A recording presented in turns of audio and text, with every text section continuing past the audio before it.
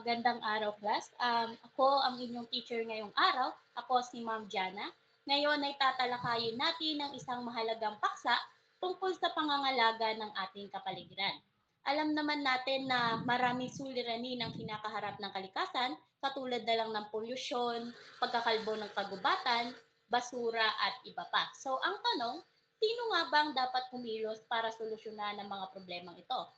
Minsan, ang gobyerno ang gumagawa ng paraan upang solusyonan ito at may pagkakataon na ang mga mamamayan mismo ang gumagawa ng paraan or kumikilos.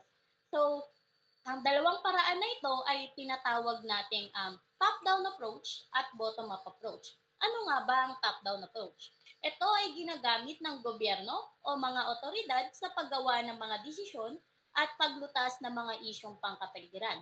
So, sa madaling salita, ang pamahalaan ang namamahala sa pagbuo ng batas, regulasyon at mga programa na nakatuon sa pagpapanatili ng kalikasan. So, layunin nito na magkaroon ng malinaw na direksyon at maayos na sistema upang mapabilis na matugunan ang mga suliranin.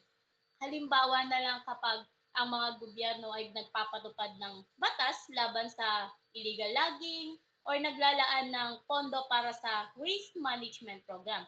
Ito ay tinatawag nating top-down approach.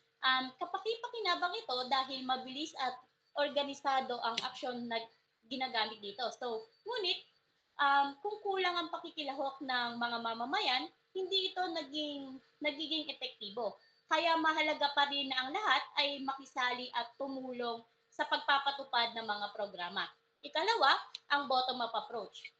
Ito ay nagmumula mismo sa mga mamayan o sa mga taong direktang nakakaranas ng mga problema sa kapaligiran.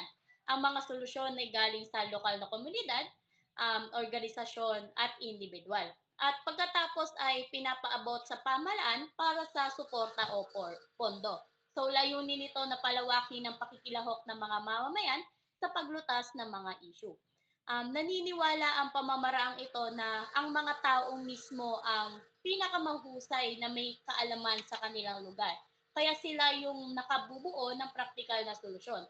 Halimbawa na lang kapag nagpapatupad yung mga barangay ng clean up drive, tree planting, o segregation program. Iyon ay tinatawag nating bottom-up approach.